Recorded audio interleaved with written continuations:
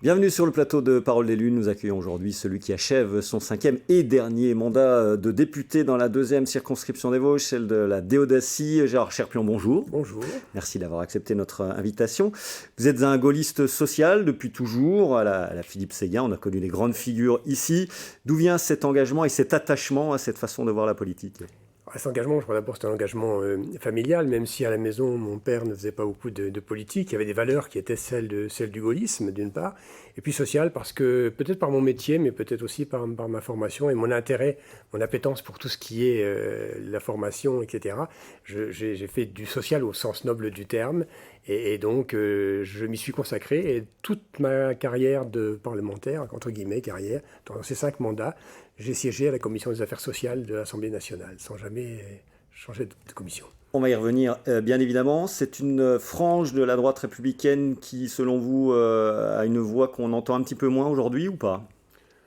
Dans la grande famille des Républicains. C'est une voix qu'on entend peut-être un peu moins aujourd'hui parce que l'actualité, parce que un certain nombre de thématiques, candidats, de thématiques font qu'on a plutôt tendance à parler d'autres sujets. Je pense qu'on devrait parler aussi beaucoup de tout ce qui est l'aspect social, de tout ce qui est finalement l'intéressement, la participation, qui sont des valeurs qui ont été transmises par le général de Gaulle en fait à l'époque. Et je pense que c'est dommage parce que c'est une réponse aussi aux problèmes de pouvoir d'achat et aux problèmes qui sont ceux de notre société d'aujourd'hui. Pouvoir d'achat qui est la priorité principale des Français selon la plupart des sondages aujourd'hui, avec l'écologie dont on parle très peu d'ailleurs dans cette campagne. Alors cette campagne justement, comment vous la sentez, cette élection présidentielle ? On va en venir tout de suite à l'actualité, Gérard Cherpion. Est-ce que cette crise en Ukraine peut rebattre les cartes, notamment en discréditant les candidats d'extrême droite qui avaient affiché depuis toujours, ou en tous les cas depuis longtemps, leur soutien à Vladimir Poutine ? Je pense qu'aujourd'hui, tout est ouvert, tout est possible dans cette bataille électorale, dans cette bataille électorale. Je pense effectivement que les positions qui ont été prises par l'extrême droite, que ce soit Zemmour ou que ce soit Marine Le Pen pendant un certain temps, montrent bien que finalement ce ne sont pas les valeurs républicaines de notre pays qui sont mises en exergue, mais bien des valeurs qui ne sont d'attachement qui ne sont pas forcément mais on n'a pas forcément de leçons à donner non plus dans ce sens. On a aussi des gens parmi nous, parmi les républicains, et qui ont eu tendance aussi à aller vers cette solution-là. On voit quelques images de l'Ukraine derrière nous. Est-ce que, franchement, vous avez été, comme la plupart des gens, surpris ? Est-ce que vous étiez de ce scénario de bluff de Vladimir Poutine, ou est-ce que vous pensiez qu'il irait ? Moi, j'ai toujours été persuadé qu'à un moment donné, il irait. Parce que quand on voit le comportement de l'homme en tant que tel, quand on regarde un peu, quand on analyse un peu, on voit bien que cet homme a une grande faiblesse qui est des faiblesses psychologiques en fait, et que ce sont paranoïaque, beaucoup d'écrivent aujourd'hui. Oui, ce sont des gens qui sont extrêmement dangereux et qui, quand ils se sentent un peu coincés, acculés, eh bien, c'est la violence qui parle. Prennent des décisions qui sont très violentes. Hélas, l'histoire a montré que c'était souvent le cas.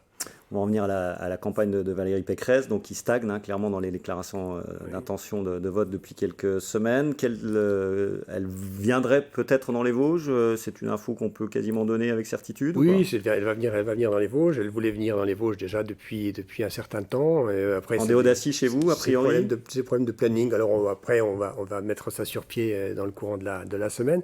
Mais elle veut venir dans les Vosges pour parler bois, pour parler forêt, en fait, pour parler aussi de ce qui est notre richesse, l'une de nos richesses ici dans les Vosges. Donc oui, elle va venir. Forcément dans les jours qui viennent, il nous reste que 40 jours et quelques... Oui, non, mais dans les jours qui viennent, je pense même qu'on peut dire dans la semaine qui vient. Ah oui, carrément. Écoutez, voilà l'info. Sur la deuxième séquence électorale et législative, vous avez donc confirmé la semaine dernière votre retrait. On va rappeler que c'était une promesse que vous aviez faite en 2017. Vous aviez peur du mandat de trop, Gérard Cherpion, c'est ça l'idée principale ? Je m'étais engagé, en fait, quand je me suis engagé en politique, les mandats se sont succédés. Et j'avais dit à mes proches, j'avais dit d'ailleurs à un journaliste, qui pourrait vous le rappeler, mais à un journaliste, j'avais dit je ne reprendrai pas de mandat après 70 ans. Donc aujourd'hui, vous avez 73 ans, vous étiez... Je tiens mon engagement. Voilà, j'ai pris ce dernier mandat dans des conditions un peu difficiles, si vous vous souvenez bien. Mais voilà, j'ai fait cet engagement et je respecte cet engagement. Donc il n'y aura plus de Gérard Cherpion dans quelques mois. Il a donc fallu travailler sur la succession. Votre suppléant est David Valence. On pouvait imaginer qu'il y avait une sorte de pacte de non-agression entre cette partie du centre et vous. Et finalement, ça sera Caroline Privat-Mattioni. Racontez-nous comment vous avez vécu toute cette période. Je ne vais pas rentrer dans le détail de cette période, simplement dire que avec David Valence, j'ai des relations qui sont tout à fait normales, qui sont des relations, des échanges qui sont tout à fait normaux, qui étaient tout à fait normaux. Et puis David Valence a un jour choisi, avec la famille politique à laquelle il appartient, de soutenir Emmanuel Macron. Parti radical, qui soutient. Parti radical, oui. Vous savez, j'ai de bonnes relations avec Emmanuel Macron, que j'ai eu de très bonnes relations avec lui quand il était ministre, et que voilà, c'est quelqu'un que j'apprécie. Pour autant, il y a des choix politiques à faire. Les choix politiques, ce ne sont pas ceux d'un gaullisme social. Et Caroline Privat, que je suis depuis déjà longtemps, a bien montré qu'elle avait, elle, ses valeurs. Donc j'ai souhaité qu'effectivement ce soit elle qui donc s'il n'y avait pas eu ce rapprochement avec le président Macron du côté de David Valence, aujourd'hui vous soutiendriez la candidature de David Valence sans problème ? Ça aurait pu être David Valence s'il était resté dans la ligne qui était celle de notre accord de départ. Alors comment ça va se passer maintenant ? Donc c'est votre suppléant, il est le maire de Saint-Dié, le président de l'Aglo, on voit Caroline Privat-Mattioni derrière, donc il y a quand même quelques semaines à passer avec un froid un peu polaire qui s'est installé, on peut dire ça comme ça ? Vous savez, les campagnes électorales, c'est toujours difficile. C'est toujours tendu, c'est toujours complexe. Aujourd'hui, je pense que ce que souhaitent les électrices et les électeurs, c'est la clarté. C'est-à-dire, en fait, des gens qui ont une ligne et qui suivent cette ligne, qui gardent cette ligne. Je pense que si j'ai été réélu 5 fois dans ce mandat 5 fois conseiller régional, 5 fois dans le mandat de député, je pense que c'est parce que j'ai toujours suivi cette ligne. Et les messages que je reçois aujourd'hui me le confirment. Sachant que David Valence et ses proches reprochent un petit peu d'avoir appris cela par la presse. Est-ce que vous n'auriez pas pu faire ça d'une autre manière ? Oui, vous savez, moi j'ai appris aussi par la presse qui rejoignait M. Macron.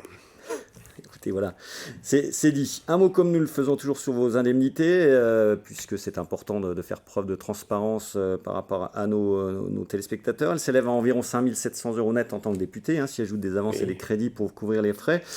Est-ce que c'est pour vous le juste prix, comme on dit à la télé parfois, qui s'impose, sachant que, j'ai mis un petit peu la comparaison avec les émoluments du président de la République, du ministre, il y a eu moins 30% en 2012, c'est ça oui. Où est-ce que vous en êtes par rapport à cette réflexion-là sur le statut d'élu et sur... Moi, je pense que c'est une rémunération qui est tout à fait honorable. Ensuite, on fait des choix. J'aurais pu faire un choix d'aller dans le privé pour gagner plus d'argent. Évidemment. C'était possible. Je n'ai pas fait ce choix parce que j'avais envie de faire ce que j'ai fait aujourd'hui. Maintenant, dire que c'est trop ou dire que c'est pas assez, non, je ne vais pas entrer dans ce débat. C'est bien. On va parler de quelque chose qui vous a beaucoup tenu à cœur, c'est l'apprentissage. Une loi porte votre nom. Est-ce que vous avez vu bouger les lignes en la matière ? Ça fait des années, même des décennies que vous suivez ce dossier. Nous aussi, on a l'impression que parfois qu'on patine un petit peu dans la semoule. Est-ce qu'aujourd'hui, avec des chiffres qui sont à la hausse, est-ce que vous pensez qu'on est sur la bonne voie de l'apprentissage ? Je pense que globalement, si on prend les chiffres sur le plan quantitatif, on est sur la bonne voie, puisqu'on a une augmentation très évidente, très large du nombre d'apprentis. Maintenant, il y a le problème qualitatif. Et là, sur le problème qualitatif, il y a 2 aspects. Le premier aspect, c'est qu'on voit se développer surtout l'apprentissage dans l'enseignement supérieur.